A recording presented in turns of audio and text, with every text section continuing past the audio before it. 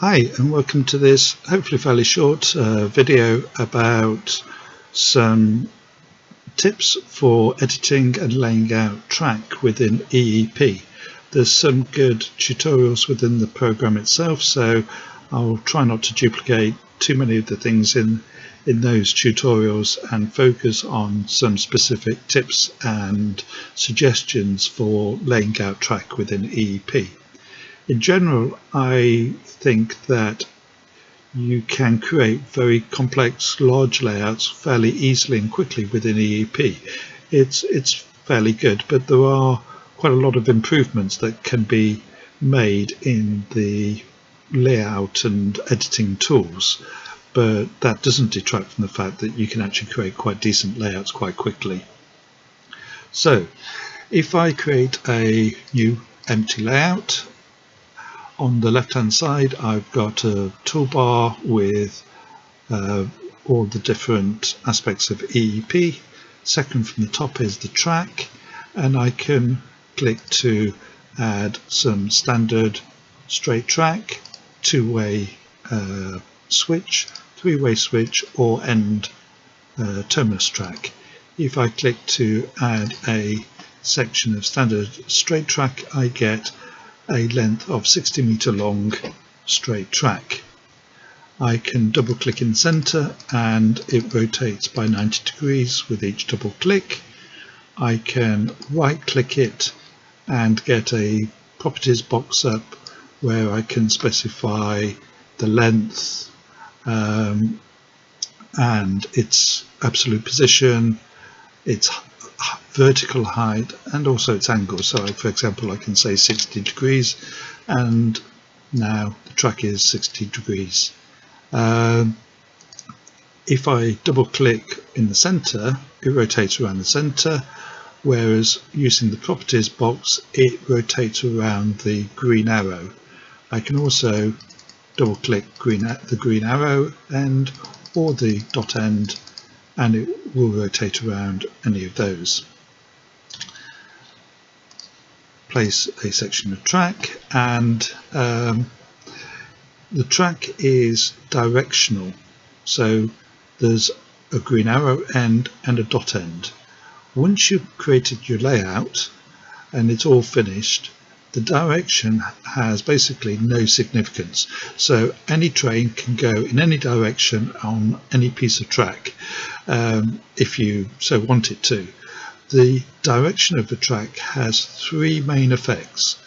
Firstly, on the left hand side in the 2D mode, you've got a little panel for duplicating the track. So if I click forward and click duplicate, it will duplicate the track in the forward direction.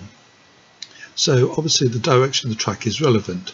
Also, if I've got this selected and click to copy to the left and click copy, it copies to the left of the track, looking along the track in the direction of that track. So that creates a copy above. If I select this one and click right to copy to the right, I create a copy looking in the direction of the track. So that's fairly straightforward. One useful, important little issue to note is when you're copying, so for example, if I select this and copy to the right, so it will create a copy below that track on the screen. I can also tick to select reverse. So I bring a little magnifier over. So over here, there's a little box to reverse the track. If I now click to duplicate, first select that, to duplicate, it's now created a section of track where it's going in the opposite direction. So in terms of direction, so the first effect of direction is when you're copying and duplicating.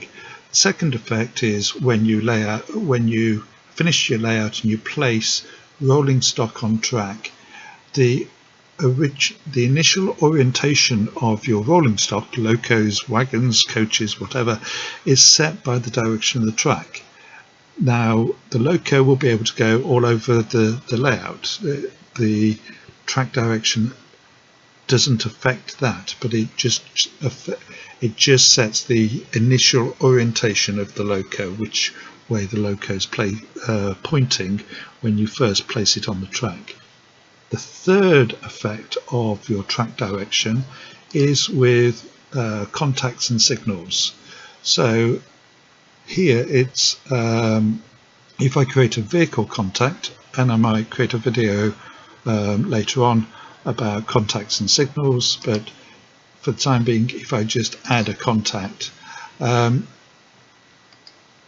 I look at its properties, it says, again, I'll bring the magnifier over just so that it's a little bit larger. There's direction 1 and direction 2. I have no idea what direction 1 and direction 2 are, because when I'm in the signals mode over on the toolbox, it doesn't show me track directions on the track itself.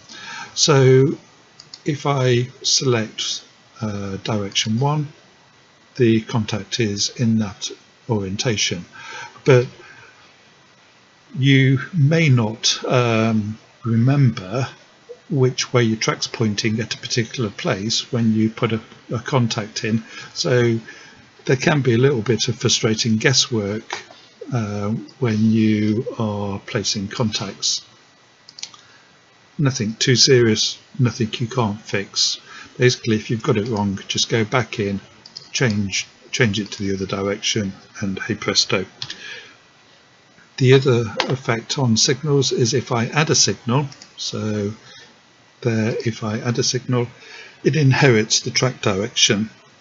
So this track, although it's not showing it, is left to right, so this signal is for a train that is coming from left to right. Again, that's nothing you can't fix, because if you select the distance marker for the signal and drag it in the opposite direction, the signal will automatically flip to be in that orientation. So track direction does have some effect, but it's nothing that you can't deal with. If I just use the rectangle tool to select, got to go back into track mode, use the rectangle tool to select this track and delete it, and add a section, and I want it in the other direction, so double click a couple of times and I'll move it over here a little bit. So what I'm going to do in this quick video is create a double track main line that comes along, goes around 180-degree curve, comes along the top, for example an approach to a station, and has a number of sidings to the side of it, a fairly sort of typical type of arrangement in a lot of towns. So select this. I've already changed it so that it goes right to left. I can duplicate that forward and I get another section of track. I can then bend that if I want and create a curve around. It's easier if you're doing a specific type of curve to set it up within the properties. In the top right, there's a drop down where you can have different combinations of property. Most useful are just angle length or angle radius. There is a bit of a bug that if you try and set the angle first, it can actually, that works because I'd already bent the track, but if I just show you what this problem is, if I forward copy this, so I've got a straight section of track, go into the properties box. I'll bring the magnifier up so you can see what I'm doing. Here I've got angle and radius. If I try to set the angle first and then go to radius, I specified an angle of -45. It's now gone and changed it all by itself to -270. If I say I want my radius to be 60 and click to go and change my angle back to what I want, it's now said, no, you don't want 60, you want 21.221. No, I don't, I want 60. So I'll change the angle to 45, it's now accepted that, and I'll change the radius to 60, it's now eventually accepted that. What I find does work is if I select my straight track, right click it to get the properties up, if I'm going to specify a curve, set the radius first, then go to the angle, then specify the angle. It seems happy doing it that way around. If you're trying to specify angle first and then radius, it tries to make up bizarre numbers for some unfathomable reason. So anyway, there's my first curve. Now what I tend to do is, instead of, if I'm going to have, say, a dual track or even a four track line, I just focus on creating one track to start with, get my overall layout sorted, and then fill in the other tracks later on. I'll show you why towards the end of the video. But once I've got this first curve set up, I can just click on the left hand side, forward, and duplicate, and it will go round. It's much easier than trying to hand lay out the track and adjust it. Just set the first one and then use the duplicate. Now what you can do is create your own switches. So I can click on the top left to create for example, a two-way switch, drop it here, and then I can add in the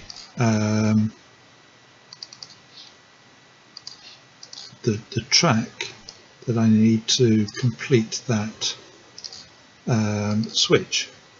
So that is a complete two-way switch now.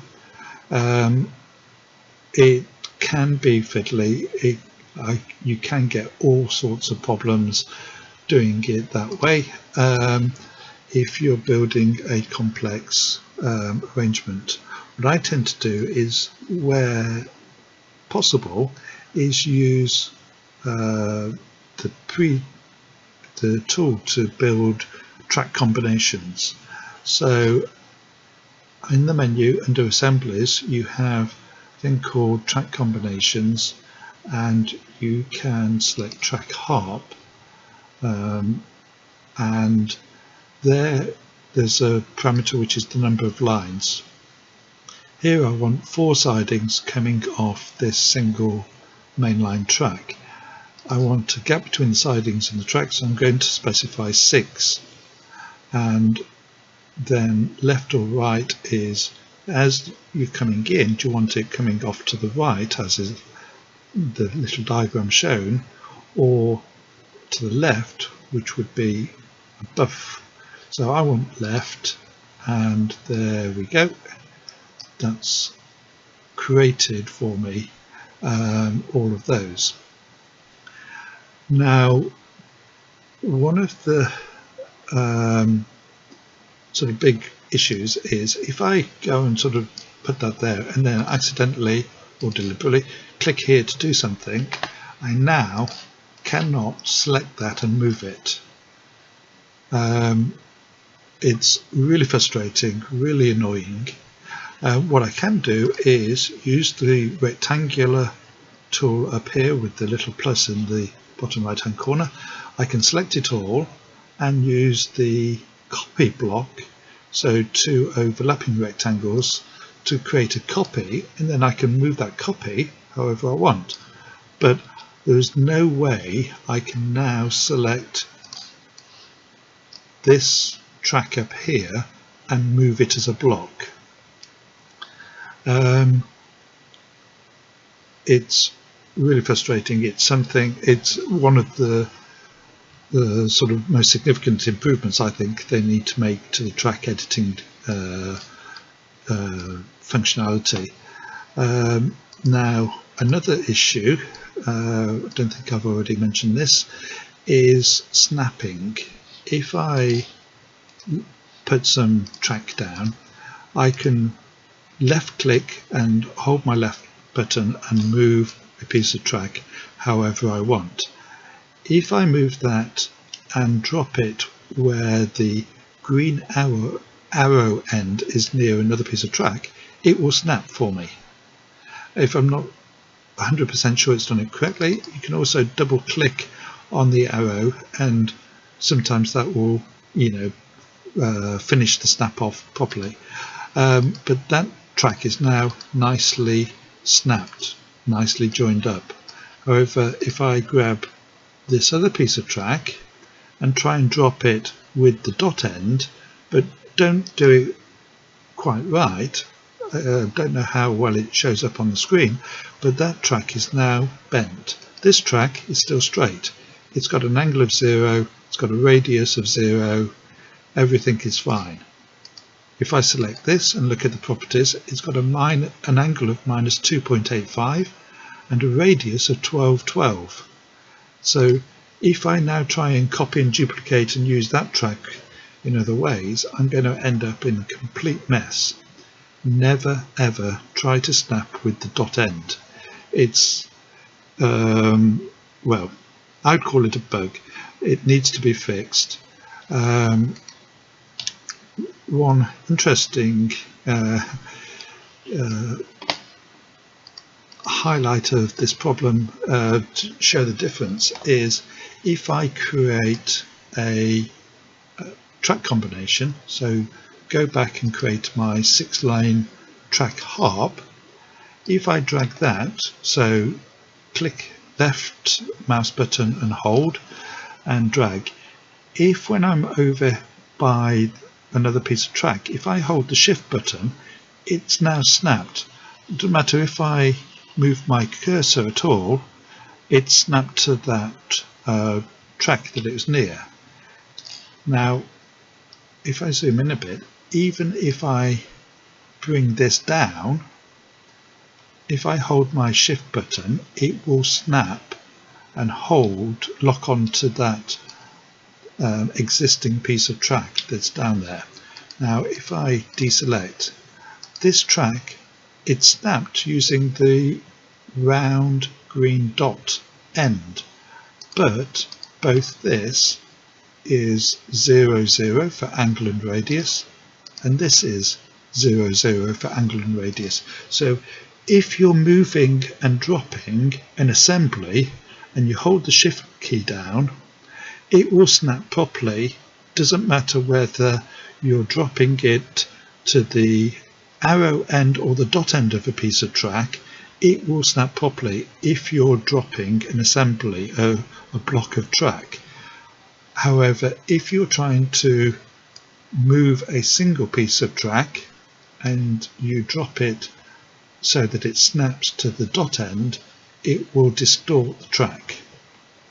So they need to be consistent. Basically, they need to get the snapping working properly in all modes, and you also need to be able to just move and drag and drop a block of track. Back to this, what I actually want, before I go off into my sidings, I want a crossover between the two tracks I've got coming along. So I'm going to create a parallel connection. There's a couple of types of assembly for crossovers. There's parallel connections, which is only from one track to the other. There's a scissor crossover, which allows both tracks to cross to each other. I'm just going to use this one. I'm going to set it to a left and click. Now I would like to deselect this so you can see what I've got. If I do that, I won't be able to move it anymore, so I'll snap it in first, and there we go. Basically, this parallel connection just allows one track to cross over to the other, but not in the other direction. If you use the track combination for scissor crossover, that gives you a crossover in both directions, basically. I'll just get rid of that. So now I've got my crossover that I wanted. I can add in the actual track harp, 6 lanes, and there we go. And shift key, hold shift key down to snap it, and that's it. I've got a quite impressive entry to my sidings. What I want is to delete this, so I want to create a gap. So I've got my sidings here, then a gap which might be for access points for a little pathway or something before I get to the mainline tracks. So what I find is it's easier to use the pre-built assemblies and to overbuild those effectively and delete track, rather than trying to add track in. And if I'd done a 4-line assembly, I'd end up with the track just being horizontal here, and it would then be really hard to connect it into my main line. So it was easier to specify a track hop with 6 lines and delete one to give me this arrangement than to build one with 4 lines for the sidings and then try connect those sidings into my sort of main track. Now I've got a signal I need to get rid of. That's the little the easiest way I've found of doing this, there's several ways of doing it. One is I could delete that piece of track. I can do Control G, or from the assemblies it's close gap. Control G, when I press Control G, every open endpoint of track it marks with a little purple chevron, and I can click 2 and it will just bridge the gap. Really simple, really easy. It works really well most of the time. However, sometimes I do it and you find it adds in lots and lots and lots of little tiny pieces of track, and that can then cause you big problems if you then later on want to edit that area of track, that instead of having one nice single section of track, you've got lots and lots of fiddly little pieces of track. So I tend to try and use Control G sparingly, even though it's actually a great little tool. So going back, the other option is, if I was here, this section of track here is an incomplete switch and incomplete points. It's got one exit, but I've just deleted the other exit.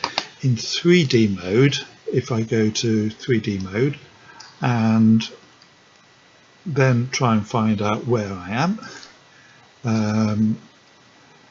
this is the switch that is incomplete. If I go to edit mode here and select that in 3D mode but not in 2D mode, I can convert that section of track, so I can convert it to some normal track, to a 3-way switch, or to an end track. So I can actually go and say it's an end track and put a buffer stop there, even though that would be quite illogical. I can do that. I can make it a normal track, and I've just done the wrong section of track. So make that back to a 2-way switch. This switch is this piece of track. So if I get the right piece of track, and it can be slightly confusing which piece of track is which when it comes to switches, but you get used to it somewhat eventually.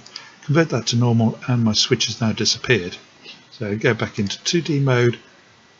The track is now, there's no points here, no switch here, and it's exactly what I want. My main line branching off, coming up here with a gap into 4 sidings. So what I can then do is just continue this, and if I had specified a bigger layout originally, that can then continue into a station or something, so this can be my station approach. What I want to do is now create these sidings. I can select this section of track here. These I could try and extend those, but I can't guarantee what length they all are. I've just extended this to create my station approach. So what I can do is take this, I can select left here because the track is going left to right, so copying to the left will copy above it on my screen, and just repeatedly click duplicate to copy that several times up to form the sidings. I can then just easily delete that one, and then I can select each piece of track individually, select forward for the duplicate, and copy those along to create my sidings. Really simple, really powerful. Now slightly again, another slight frustration at the difference in functionality between different modes. Here I can only forward copy. Well, I can forward, left and right copy. However, if I go to 3D mode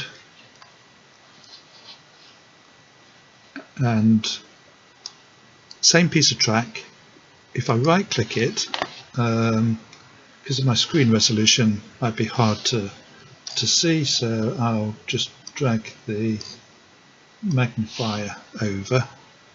Hopefully that helps you. If I right click this, I can convert it to a switch, a two-way switch, three-way switch. I can convert it to end track. I can add contacts, but also nicely I can add track to the end or to the start. I can't do that in 2D mode. Why they have to have different functionality between 2D and 3D, I don't know. There's no real reason for it. They should have exactly the same little toolbox in 2D that exists in 2D and 3D. But in 3D mode, I can convert it to different types of track, but also add to the start or end. However, I can't duplicate it to the left or right. So minor moan aside, there are some things that are easier to do by switching into 3D mode and quickly doing something in 3D mode and then coming back into 2D mode to carry on with the main layout. Now what I want here is to bring all of these 4 sidings back into a single line, and maybe I'm going to have that going off as a industrial branch line. I was going to just create a identical harp. It creates it in the same orientation, so I've just got to double click twice to flip it 180 degrees, and careful I don't then do that. And this is a sort of good example of where things sort of go wrong. I've accidentally freehand rotated that. I can't control Z because it won't undo won't work whilst I'm in this move mode. However, if I click here to get out of the move mode to do Control Z to undo that freehand, it actually just deletes the whole thing anyway.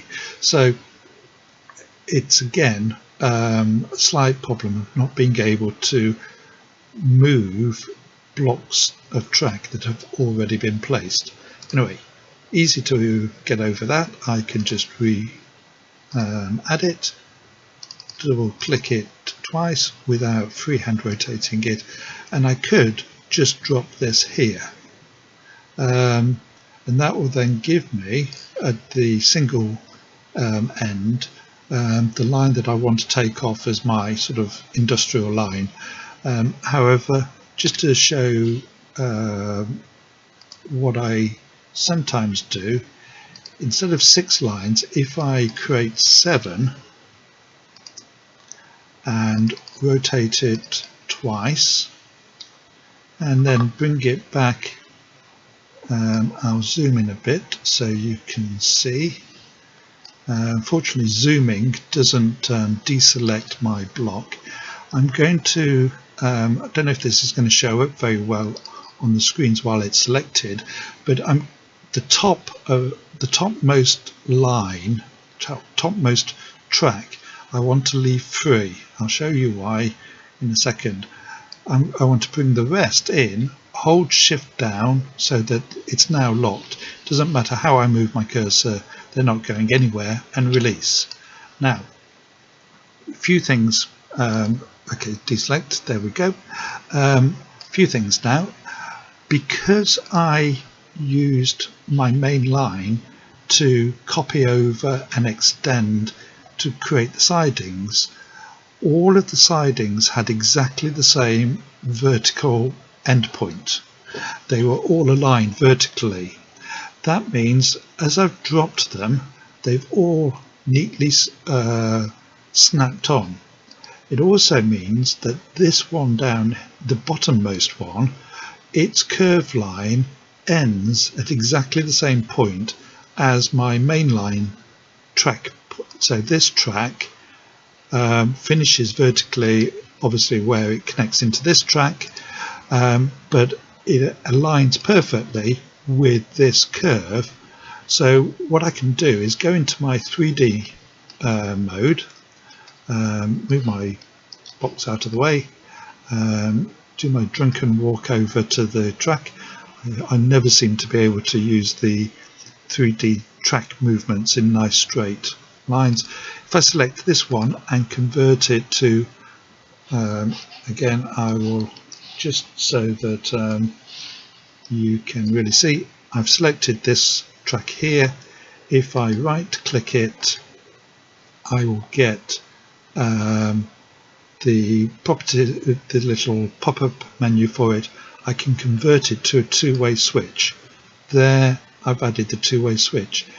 Because this fan out, the track ended perfectly in line with my mainline track ends, that switch is now perfectly formed. So it was a really quick and easy way of getting that switch to be perfectly formed. I can now go into this. What I should have done is thought about it and realized when I was in 3D mode that I was going to want to convert that so it was no longer a switch. Though EEP doesn't think it is a switch, but it is. It's got the little rotating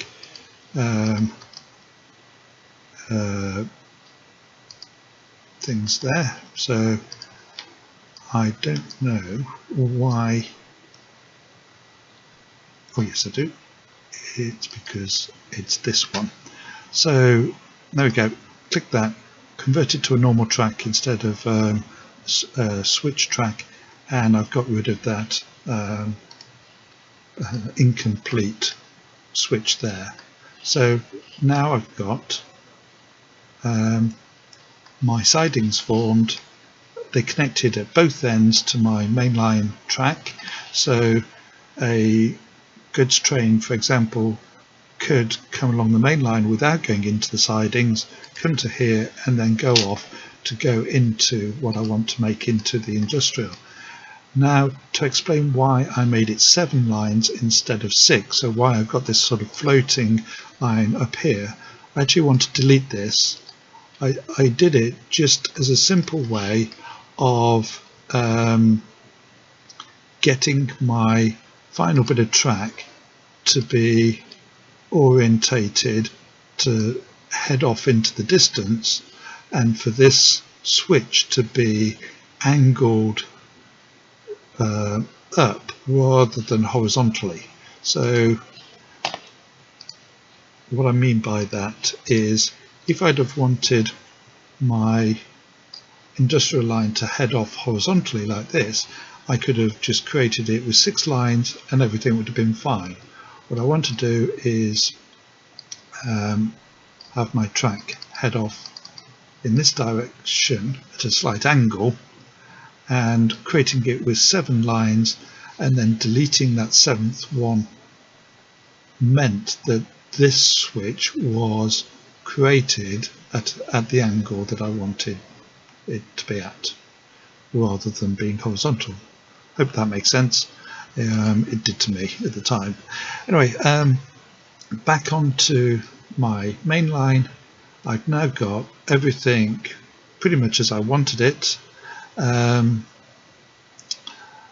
but I'm missing one of the tracks. So what I can do is just select the endmost piece of track on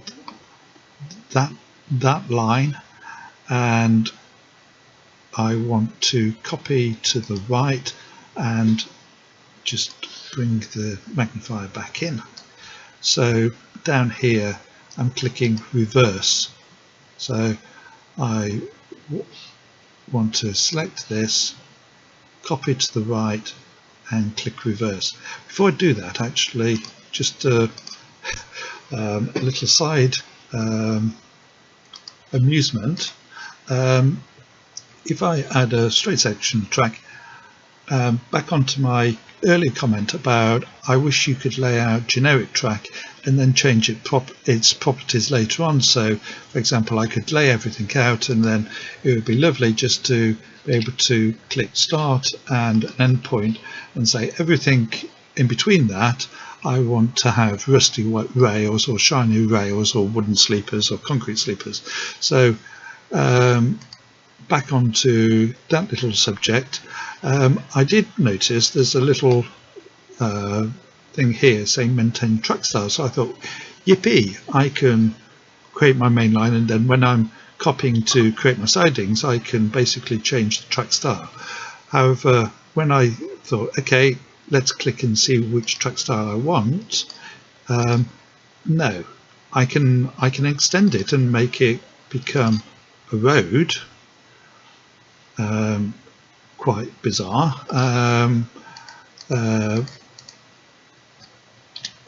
Even more bizarre, I can click this and extend it to become a river. So I have a beautiful piece of track going straight into lovely water. So to me this makes no sense whatsoever.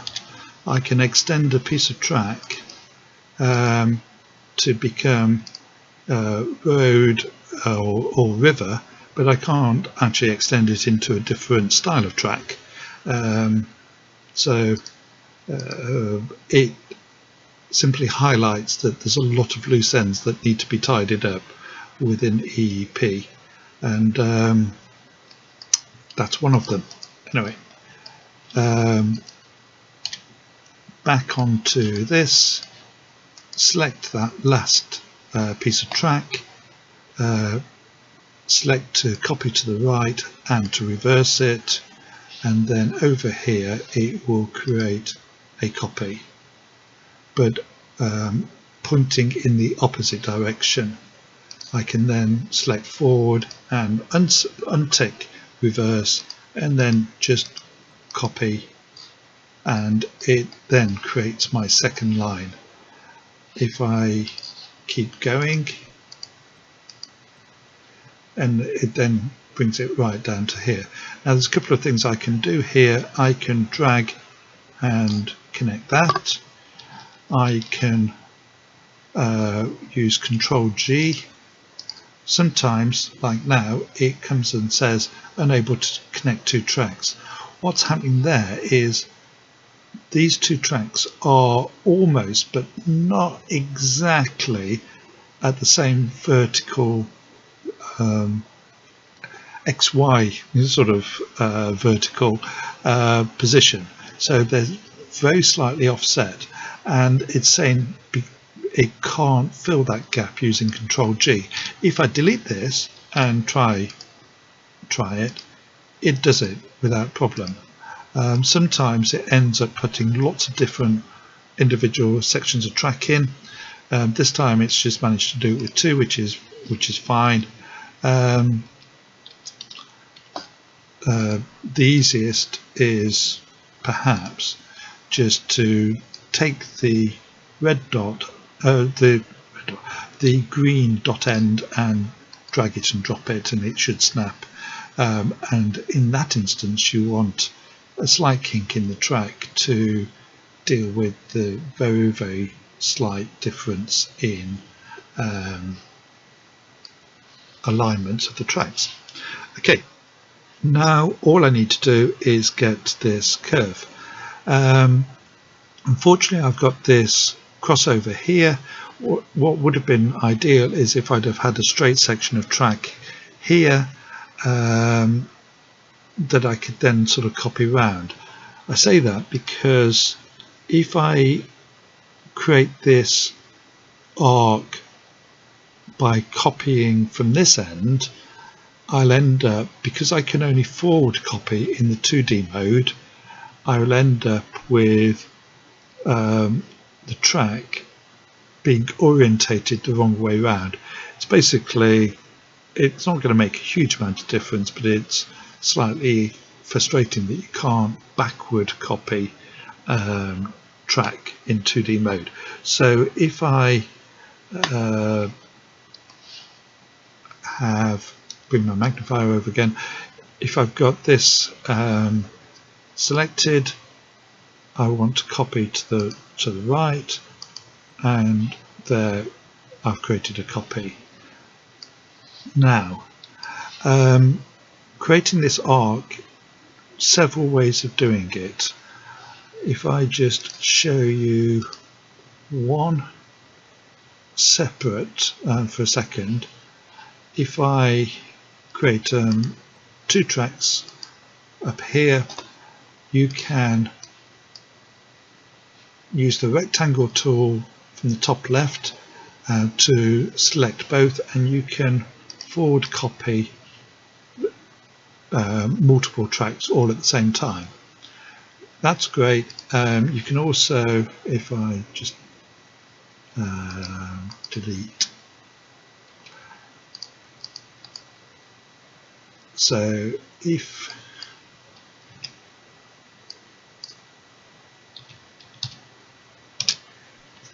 so there I've curved one. Another way of creating parallel curved track, in this track I've done an angle of 45 and a radius of 60. The tracks are offset 4.5 meters apart. I think UK spacing is slightly different, but continental Europe, I understand, the common track spacing is 4.5 meters. It's what EEP tends to use by default, so I tend to just stick with that. It's an easy number, you get to remember it. So these tracks by default are 4.5 meters apart. I can forward copy that, and I can edit it. Now if I specify the inner curve had a radius of 60, so all I need to do is set that to 64.5, the same angle, minus 45, and click OK. And I've now got two nice parallel curves that both end up nicely aligned, and that works fine. I can use the rectangle tool from the top right, select both of the tracks, and I can forward copy them. Now I don't tend to do things this way because it's now deselected. I'd have to click rectangular copy again, click to select them, and click copy again. So it's doing it this way, I find, is generally more clicks, but it's quite easy to do and it's one option. As I've just shown you, you can also create parallel curve track by just incrementally increasing or decreasing the radius that you specify to curve the track. Then you can click each of them and individually click them as many times as you want, and then go there and click that one as many times as you want. So that's quite often the way that I prefer to do it. I find it's the quickest, easiest way. So back in this example, I can, because this track now is going right to left, I can forward copy it, I can right click it, specify its radius, which will be 55.5 because it's 4.5 meters less than 60, and minus 45 degrees, and I've got that, and I can copy it 3 times and it nicely automatically connects up. So that's one way. Another way, to save that little bit of edit, all I can do is click here and select right to copy it to the right of that track, copy it, and it automatically adjusts the radius and the settings, so it's created a nicely parallel curved piece of track, which I can then, I could keep on going if I wanted, but if I select that and select forward, I can just click and it connects straight up. Perfect. And there we are, finished. You know, there was a lot of talking there. To actually do it straight up without any talking and just concentrating on what you're doing actually just takes, you know, seconds, a couple of minutes really, and yet we've ended up with quite a nice little section of track, once I find it in 3D mode, where we've got some sidings. They go off in this direction to a single track industrial line. I've got my main line approached perhaps to a station, and it's all connected up quite nicely. So I hope this has been useful. Please leave some comments.